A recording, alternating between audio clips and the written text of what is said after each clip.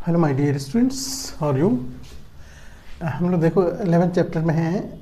11th chapter में mostly जो अब कंसाइज सिलेबस नए सिलेबस में जो डाल रखा है, बहुत आसान कर दिया है तुम लोगों के लिए। मतलब कह सकते हो कि जो पिछले सिलेबस में था उसके कंपैरिजन में बहुत ही आसान कर दिया है। अब यहाँ पर है स्फीयर की बात, कह रहा है कि इसमें स्फीयर का देखो, स्फीयर क्या होता है कि ये ऐसे सर्कल, इसको सर्कल समझते हो तुम, लेकिन अगर ये 2 डायमेंशनल है तो ये तो सर्कल है, लेकिन अगर 3 डायमेंशनल इसमें अगर ऊंचाई भी है, आप लोग बॉल खेलते हो, क्रिकेट बॉल हो या फिर शॉर्ट पुट बॉल हो, ये सब गोल तो होता है, लेकिन उसके साथ साथ वो 3 डायमेंशनल होता है, उसमें हाइट भी होती है, जिसको हम ये देखो, ये रेडियस हुआ, इसको रेडियस कहो, और ये 3 डायमेंशनल फिगर हो जाता है।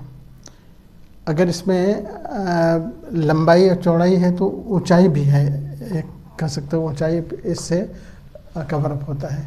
तो जब भी इसका हम वॉल्यूम की बात करेंगे तो वॉल्यूम में आप जानते हो कि जैसे सर्कल का एरिया होता है पाई आर स्क्वायर, और उस पाई आर स्क्वायर में फिर एक आर स्क्वायर अगर आप ये करोगे, यानी आप कह सकते हो कि वहाँ पर आर क्यूब पड़ता है।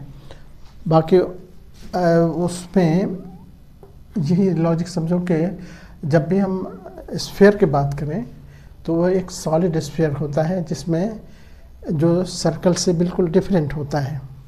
और इसके फॉर्मूले जो है, जो मेनली तो 2-3 फॉर्मूले ही इसके हैं। अगर इसका वॉल्यूम निकालना हो तो वॉल्यूम के लिए आप क्या करते हो, 4/3 पाई आर क्यूब कर देते हो, है ना। और अगर इसका देखो कर्व सरफेस निकालना हो तो CSA, ये सब फॉर्मूले अगर तुम लोग को CSA यानी कर्व सरफेस एरिया कह सकते हो। वैसे भी इसमें कर्व सरफेस कहो, मतलब एक ही सरफेस तो है जो गोल पूरा राउंड शेप है, इसीलिए सरफेस एरिया को, कर्व सरफेस एरिया को इसमें कोई मायने नहीं रखता। सरफेस एरिया इसका कहेंगे तो सरफेस एरिया इसका हो जाता है 4 पाई आर स्क्वायर। मतलब कह सकते हो कि सर्कल के एरिया का 4 टाइम्स है ये मतलब कह सकते हो कि सरफेस एरिया हुआ। और इसमें एक सरफेस और है ये, जो अगर ऊपर से इसको रिमूव कर दिया जाए तो ये बन जाता है हेमिस्फीयर। और ऐसी हालत में कर्व सरफेस में ये सरफेस जुड़ जाता है, और इस सरफेस ये सर्कुलर है तो इसका एरिया क्या होता है, पाई आर स्क्वायर।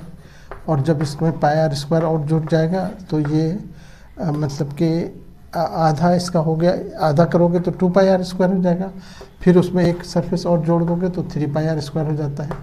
तो ये 3 पाई आर स्क्वायर कब होता है, जब ये आधा लेते हैं, ये हाफ हुआ इधर 2 पाई आर स्क्वायर, और प्लस उसमें पाई आर स्क्वायर और ऐड कर देते हैं तो बन जाता है 3 पाई आर स्क्वायर। तो ये हो गया इसका टोटल, मतलब हेमिस्फीयर का ये कंसेप्ट आ जाता है हेमिस्फीयर में।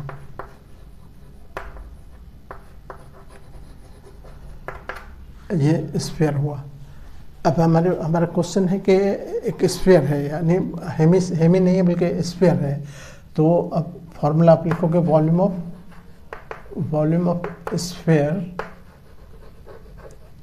देखो ये सब चीज़ें बहुत इम्पोर्टेंट है, एग्ज़ाम में आपको क्लियर वे में ये बताना पड़ेगा कि क्या किसका फॉर्मूला लिख रहे हो, क्या चीज़ है। तो स्फीयर का वॉल्यूम लिख रहे हो तो इसलिए 4/3 यहाँ लिखोगे, 4/3 और पाई आर क्यूब। पहले तो फॉर्मूला लिखोगे, उसके बाद जो इन्फॉर्मेशन है हमारे पास यहाँ पर दे रखा है, रेडियस ऑफ स्फीयर, ये बराबर है कितना, दे रखा है 1.2 सेंटीमीटर। तो वो वैल्यू यहाँ पर रखेंगे आप, 4/3 पाई की जगह पर 22/7 रखो और 1.2 इस पर क्यूब है। अब इसको चाहो तो 3 टाइम्स लिख दो, 4/3 22/7, और डेसिमल भी हटाना चाहो तो डेसिमल हटा के नीचे देखो ऐसे हम कर सकते हैं 112/10, 112/10, ये 16 टाइम्स ये कट जाएगा। ठीक है, और कुछ नहीं कटने वाला है। अब इसको मल्टीप्लाई करना है, 4 2 8 हो गया, 4 2 8 इंटू यहाँ 16, यहाँ 112 इंटू 112/3, इस पर 3 0 मल्टीप्लाई कर लो, डिवाइड करोगे इसको तो ये हो जाएगा 588.32 सेंटीमीटर क्यूब।